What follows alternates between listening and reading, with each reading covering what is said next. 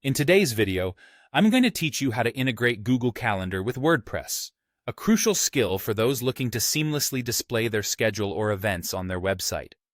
This process is straightforward and can be completed in just a few steps. Let's dive right in and get started. First, you'll want to open Google Calendar. Once you're there, look towards the upper right side of the screen for a gear icon, which is your gateway to the Settings menu. Click on this icon and select Settings. Now, you'll see a list on the left-hand side. Find your desired calendar and click on Settings and Sharing. This will open up a variety of options for customizing your calendar. Next, you need to enable Make Available to Public under the Access Permissions section. This is an essential step because it allows your calendar data to be shared with your WordPress site.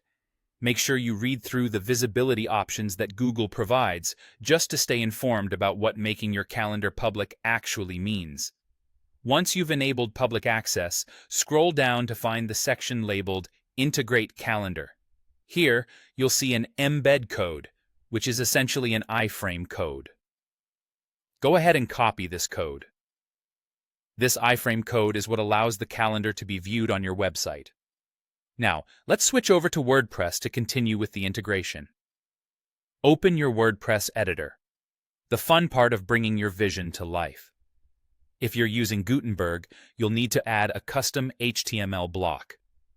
You can do this by clicking the plus icon, then selecting Custom HTML from the menu.